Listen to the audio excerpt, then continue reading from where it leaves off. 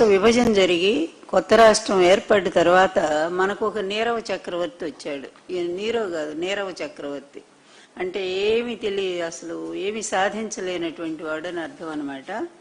ఈయన వచ్చి ఏం చేశాడంటే 10th షెడ్యూల్లో ఉండే మన నిధులన్నీ కూడా, అంటే అన్నిటికి సంబంధించి ఎడ్యుకేషన్ కానీ మరొకటి కానీ, ఆంధ్రప్రదేశ్ ప్రభుత్వానికి తెలంగాణ ప్రభుత్వం నుంచి రావాల్సినటువంటి నిధుల గురించి, అటు 10th షెడ్యూల్లో కేంద్ర ప్రభుత్వం మనకి ఇవ్వమని చెప్పినా కూడా ఈ ఓటుకు నోటు కేసులో దొరికిపోయి అర్ధరాత్రి అడ్డంగా దొరికిపోయినటువంటి ఈయన పారిపోయి వచ్చాడు.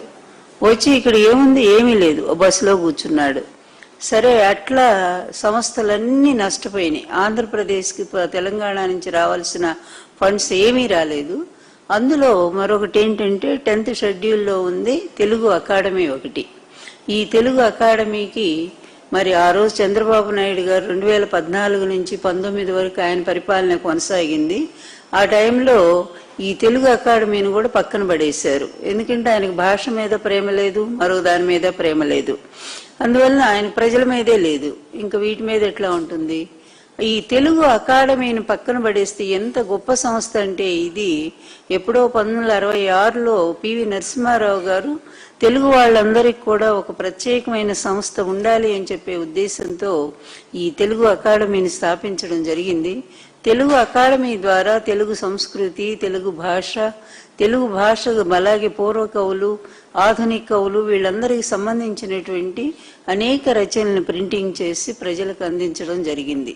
నిజంగానే భాషా ప్రియులందరికీ కూడా తెలుగు అకాడమీ అనేది చాలా గొప్ప సంస్థగా రూపొందింది. తర్వాత ఇక విద్యార్థులకు సంబంధించినటువంటి పుస్తకాలను కూడా ప్రింట్ చేసి వారికి సకాలంలో అందజేయడం, తక్కువ రేట్లకి అందజేసి విద్యార్థులకు ఎంతో ఉపయోగకరంగా మారింది.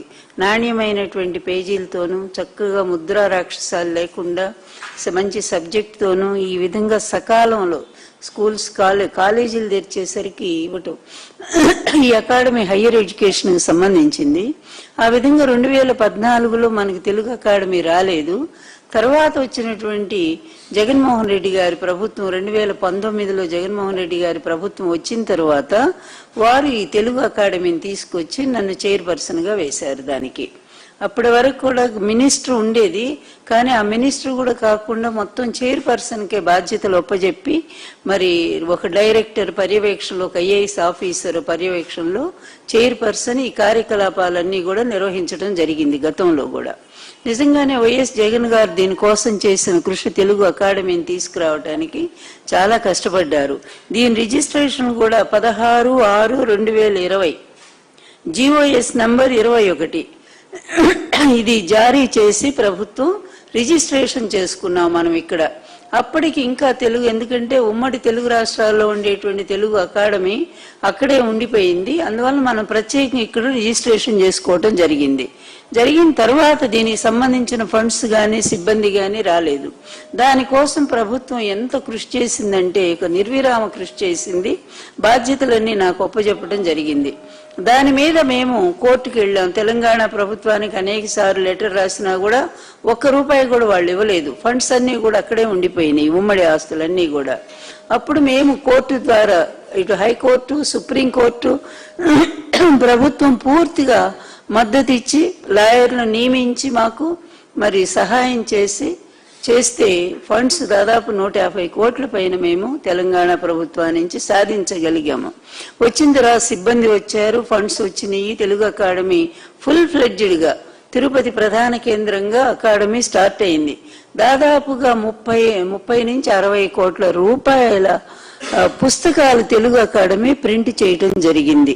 అంటే మూలధనాన్ని ₹1 కూడా ఖర్చు పెట్టకుండా చైర్పర్సన్ గా నేను, రామకృష్ణ గారు IRS వారు డైరెక్టర్ గా, ఇద్దరు పర్యవేక్షణలో తెలుగు అకాడమీ ఎంత సక్సెస్ఫుల్ గా ముందుకెళ్ళిందంటే ఎన్నో పుస్తకాలు ప్రింట్ చేశాము. సకాలానికి చాలా తక్కువ రేటుకే స్టూడెంట్స్ కి మేము అందించగలిగాం. మంచి పేరు వచ్చింది కనుకనే ఈ ప్రభుత్వం వచ్చాక మమ్మల్ని ఇంత చిన్న రిమార్క్ కూడా మా మీద చూపించలేకపోయారు.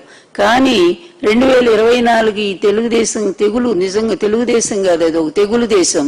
ఈ ప్రభుత్వం వచ్చాక అందులో ఇంకెవరు మహామేధావి, ఇంకెందుకు ఆయన స్టాన్ఫర్డ్ మేధావి కదా, ఆయన ఎడ్యుకేషన్ శాఖ మినిస్టర్ అయిన తర్వాత ఎంత తగలబడాలో తెలుగు భాష గాని, సంస్కృతి గాని, విద్యా విధానం గాని ఈ రోజు మొత్తం కూడా ఎంత దరిద్రంగా ఉందంటే ఎడ్యుకేషన్ వ్యవస్థ అంతా కూడా నిజంగా ఒక 50 ఏళ్ళు వెనక్కి వెళ్ళిపోయినట్టు అయిపోయింది.